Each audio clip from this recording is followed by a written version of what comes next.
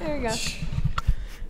So I heard all about, you know, the talk before about don't ask about Max Payne 4, and I'm not going to ask you about Max Payne 4 at all. What I am going to ask you about is Yes. what is it like, you know, creating a new IP each time, and you know, people always want that one iconic figure back, and is it hard to introduce each time? Do you always get those questions, and you're like, I want to show this new creative project I've made, this new baby, and they just won't let you have it, you know? No, it's, you know, it's a compliment when people ask that. You know, when they really love something and want more of it, you know, the only way to take that is as a compliment. And that means a lot. Keep on asking. Yeah. Maybe someday we can answer something else, then yeah, sorry, no. But you know, creating a new IP, there is a lot of work, a lot of challengings on the way, and it doesn't really get any easier. You know, Max Payne, Alan Wake, Quantum Break, Control. You would think that, you know, now I know how to do this, yeah. But it's always a new set of challenges, and you know, game is a complicated thing to create with so many moving parts and big team working on it. It's always a team effort. So it takes a lot of effort, but it's understandable that you know, working on it, people don't really know. I mean, you try your best to spread the message and talk about what the experience is going on, get people interested, get people excited. But it's very easy to be excited about something that you have already played through and liked, of course. With the whole telekinesis aspect of Control, I was wondering if you guys looked back in the past at, you know, PsyOps, Mindgate Conspiracy, and all those games for inspiration, or if they had any effect at all on, because I've heard you guys say previously, I think around E3, that, you know, this is going to be the definitive telekinesis game. This is going to show how it should have been done. Yes, well, PsyOps, certainly, great game. Yeah, it's there as part of the inspiration.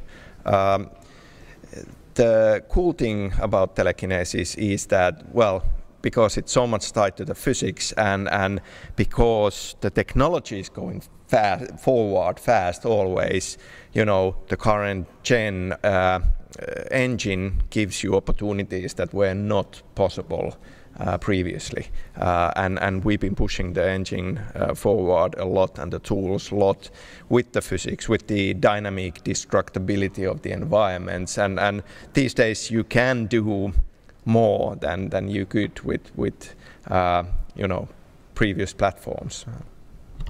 I've read that originally your face was chosen as the face of Max Payne because you couldn't hire, like Remedy couldn't hire actors at the time.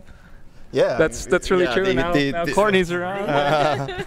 Yeah, I mean, that's become the face. Yeah, right. I mean, honestly, you know, way back when we were working with Max Payne, and Remedy was just starting out. I mean, Death Rally was at the end of the day a very small game, and Max Payne, as we went along, became bigger and bigger. But it was very much a kind of a bunch of young guys, almost like a garage band, you know. How much of it was really professional, how much of it was kind of a hobby in a way.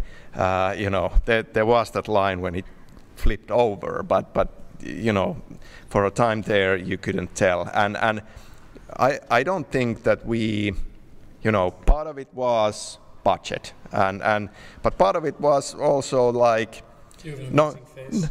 Yes, yeah. That's really it was a pretty good face.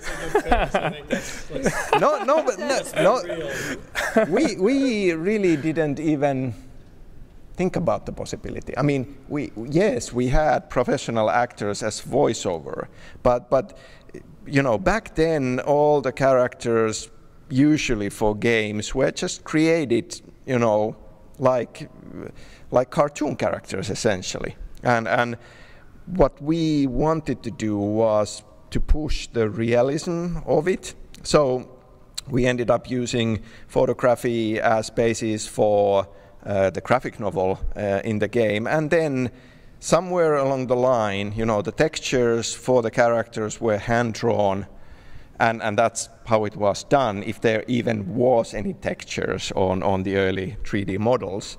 But somewhere along the line, that the 5-year development process, there was this idea that, hey, we could actually use photos as textures. And already way back when, for the graphic novel, the decision, you know, had been done that you know, I would be the model of Max, and I brought in my whole family for different roles in the graphic novel. My mom was the main bad guy, Nicole Horn, and my dad was the shady government official, Alfred Woden. My brother was one of the mobsters, you know. It was just friends and family, and very much a kind of an amateur thing going on. And then suddenly, you know, we made that flip from drawn to let's use photos, and then I'm like, oh, you can actually recognize me from there. Okay, yeah, and yeah, that's how it came about. Courtney, for you, obviously you're an actress in The Bold and the Beautiful, and you've done voice acting work before on Halo and many other games. And I'm curious, how do you prepare for a role for voice acting, especially because I know a lot of times you have to record character deaths and screams and all that kind of stuff, which has gotta take its toll on the voice. A lot of screams. Yeah. And how do you manage to, you know, go on set, record that kind of stuff, and then go act and have your voice intact and that kind of stuff? So. Yeah, I mean, I approach it the exact same way, you know. I mean, whether it's just my voice or not, there's still depth to it. There's still, you know, character composition. And so, I mean, as far as my voice goes, it's just, you know, a matter of really taking care of it and noting like how to breathe properly, you know, and stuff like that. But I mean, as far as the actual acting goes, it's similar, you know. I still put my face into it and my whole body into it as much as I can with all of those moments. I'm not just there just like opening my mouth and screaming, you know. My whole body's going into it as well. And I'm actually, you know, whatever the instance is, whatever the threat is that I'm screaming from, or whatever I'm, you know, the scene is, I'm still acting as if there was a camera on my face. How connected to this character do you feel you are at this stage?